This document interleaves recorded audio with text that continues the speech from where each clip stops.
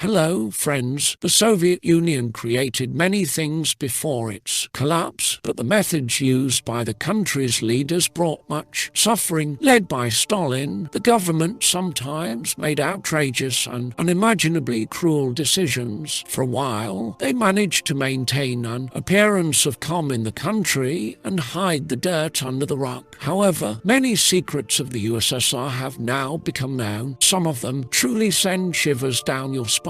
This video is one of the largest we've ever produced on our channel, but we strongly recommend watching it in its entirety. Let's dive in. Valaam, the camp for disabled veterans of World War II, is located on Valaam Island in the northern part of Lake Ladoga. From 1950 to 1984, disabled war veterans were brought there. In 1950, by decree of the Supreme Council of the Katyn Finnish USSR, a house for war and labour invalids was established on Valaam Island using monastery buildings for accommodation. Why did they pay such attention to these unfortunate war invalids? Why on an island and not on the mainland? The answer is shocking. Disabled veterans were an eyesore to the victorious Soviet people. Hundreds of thousands of disabled veterans, armless and legless, begging for alms at train stations, in trains and on the streets, decorated with medals on their chests, yet begging for charity. Near a bakery, the Soviet government decided to get rid of them at all costs. They found a solution: ship them away to remote islands, out of sight and out of mind. Within a few months, the victorious country cleared its streets of this disgrace. They were rounded up overnight by special squads of the militia and state security. They were taken to railway stations and sent to these internment homes. Their passports and military ID cards were confiscated. According to those who still remember those times, the first group of settlers in the new homes consisted of 500 people. They were disabled in various ways: armless, legless, blind, and deaf, being forcibly removed from their meagre but free lives dealt such a shock to these people that they began to die, one after another. Now crosses, placed there by monks 2 decades ago, stand on their graves, but back then the disabled were buried, nameless, with stakes and a number plate, like criminals. Many of their graves no longer exist as the earth becomes overgrown with grass. The mounds are no longer visible and the cemetery disappears without a trace. Perhaps one of the most logical decisions was to keep the public unaware of the trials associated with the moon landing. The Soviet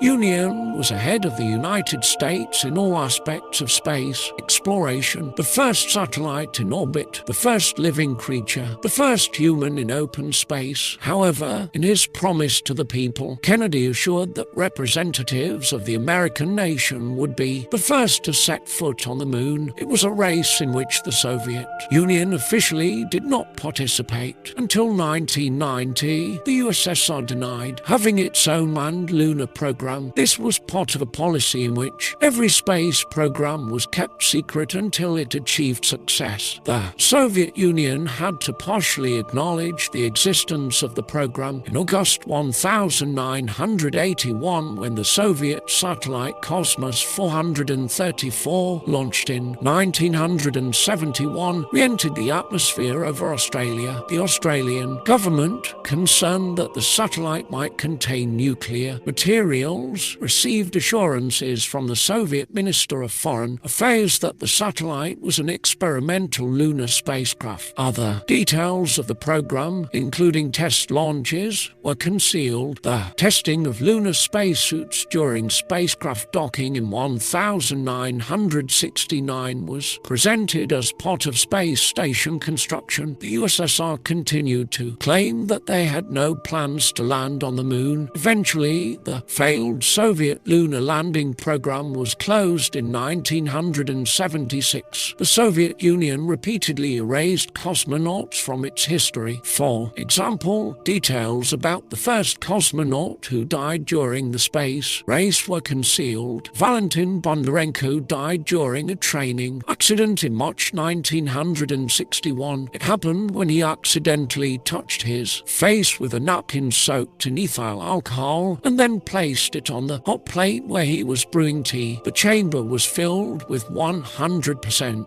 oxygen, causing the unfortunate cosmonaut to ignite like a match. Why? The observers did not immediately open the chamber, but only after 3 minutes remains unclear. But during those minutes, the cosmonaut suffered third-degree burns, with his skin and blood vessels remaining only on his feet. The unfortunate cosmonaut died 16 hours later, uttering his last words, "God, it's so painful. Do something to make the pain go away." His name was not mentioned in any obituaries. Concealing the Chernobyl accident made many rumors circulate when the then General Secretary of the party, Gorbachev, made an announcement about the accident 2 weeks after the tragedy. Why did he remain silent? It is now explained by the fact that suitable dosimeters capable of measuring such a high radiation level were simply not available. But is this true? The first report of the Chernobyl accident appeared in Soviet media on April 27, 36 hours after the explosion at the fourth reactor, and April 28, 1986 at 9 p.m., the announcer of the Pripyat radio broadcast network informed the residents of the city about the gathering and temporary evacuation. However, neither on April 26 nor on April 27 were the residents warned about the existing danger or provided any recommendations on how to reduce the impact of radioactive contamination. Meanwhile, many foreign media outlets were discussing the threat to human life, and television screens displayed maps of air currents in Central and Eastern Europe. Festive demonstrations and celebrations dedicated to May 1 were taking place in Kiev and other cities in Ukraine and Belarus. The secretive withholding of information was later explained by the need to prevent panic among the population. The first secretary of the Communist Party of Ukraine, Seit,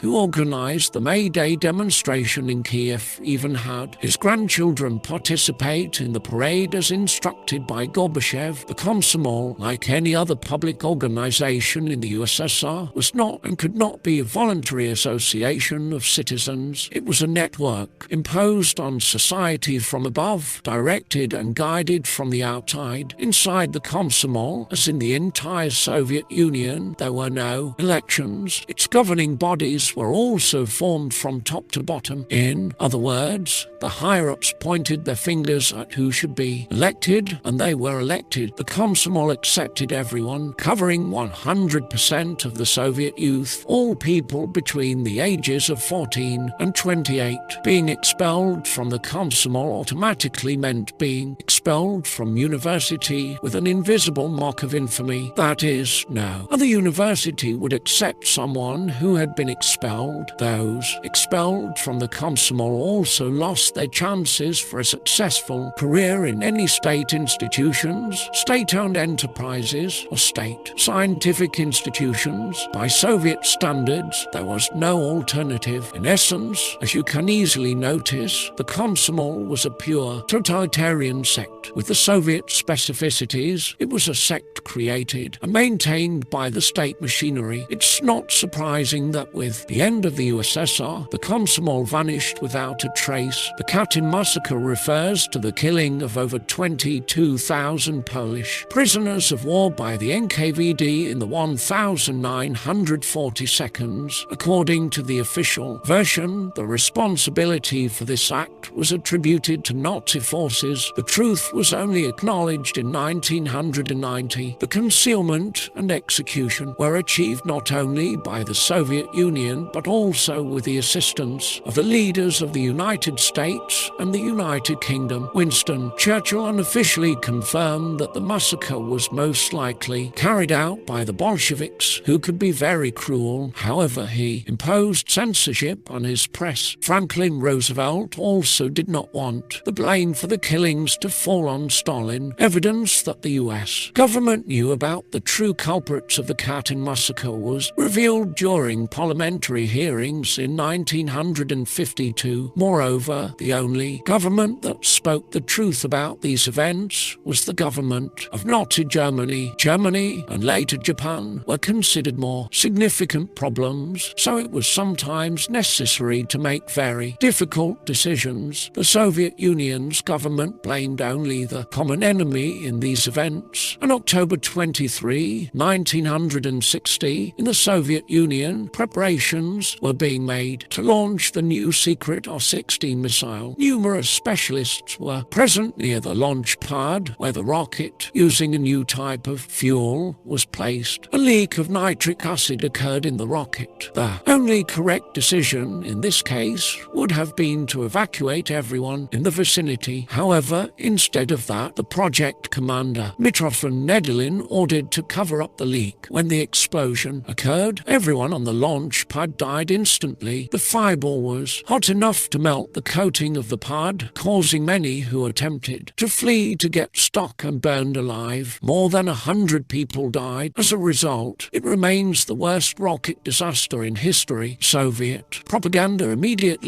went into action. It was claimed that Nedelin died in an airplane crash. Reports of the explosion were presented as rumors that spread throughout the USSR. The first confirmation of the incident only appeared in 1989. To this day, a monument has been erected in memory of those who died in that disaster, but not for Nedelin himself, although he officially remains a hero. Those who have any connection to this catastrophe remember him as the person responsible for the death of hundreds of people entrusted to him. In the 1940 seconds, a top-secret laboratory was established in the Soviet Union on an island in the Aral Sea dedicated to biological weapons. The laboratory worked on turning Siberian plague and bubonic plague into weapons. They also developed smallpox weapons and even conducted outdoor tests in 1971. By a mysterious turn of events, the weapon designed to cause an outbreak of smallpox when activated in the open air actually caused a smallpox outbreak. 10 people fell ill and 3 died. Hundreds of people were placed under quarantine, and within 2 weeks, 50,000 people from nearby areas received smallpox vaccinations. The incident only became widely known in 2002. The outbreak was effectively contained. However, despite the scale of the incident, Moscow did not acknowledge what had happened. This is regrettable because valuable lessons could have been learned about what might occur if biological weapons ever fall into the hands of terrorists. The famine or Holodomor of 1932 is well known, but the internal and external efforts to conceal this fact are worth mentioning. In the early 1932s, Soviet Union policies, intentionally or unintentionally, led to the death of several million people. One might think that such a tragedy would be difficult to hide from the outside world. However, fortunately for Stalin and his subordinates, the rest of the world vacillated between intentional ignorance and denial of the facts. The New York Times and other American press outlets either exposed or downplayed the famine in the USSR. Stalin organized prearranged tours for foreign commissions. The stores were filled with food, but anyone who dared approach them would be arrested, and all the peasants were replaced by members of the Communist Party. Herbert Wells from England and George Shaw from Ireland claimed that rumors of the famine were unfounded. Furthermore, after the French Prime Minister visited Ukraine, he described it as a flourishing garden. By the time the results of the 1937 population census were classified, the famine had already been overcome. Despite the death toll from the Holodomor being comparable to the Holocaust, the recognition of the famine as a crime against humanity came only in recent years. Few people know that before Chernobyl, there was another nuclear disaster, the 1957 Kyshtym accident. It occurred near the city of Kyshtym in southern Russia. As with the Chernobyl Chernobyl accident. The main cause of the catastrophe was poor design, specifically the construction of the cooling system, which was impossible to repair. When coolant started leaking from one of the tanks, the workers simply turned it off and left it untouched for a whole year. Who needs cooling systems in Siberia? It turns out that cooling is necessary for the containers storing radioactive waste. The temperature inside the container rose to 350 degrees Celsius, eventually leading to an explosion that threw a 160-ton concrete lid into the air, which was initially buried 8 meters underground. Radioactive materials spread over an area of 20,000 square kilometers. The homes of 11,000 people were destroyed after evacuating nearby areas, and over 270,000 people were exposed to radiation. Only in 1976 did a Soviet immigrant first mention the disaster in the Western press. The CIA had known about the disaster since the 1962, but fearing negative attitudes towards their own nuclear industry, decided to downplay the severity of the accident. It was not until 1989, 3 years after the Chernobyl accident, that the details of the Kyshtym disaster became known to the public. Well, that's all. Many countries, not just the USSR, have skeletons in their closet. Unfortunately, in the pursuit of personal gain or resources, some individuals in power or even entire governments of various countries forget the most important thing, the value of human life. It should not be this way. Until we meet again, goodbye. 1000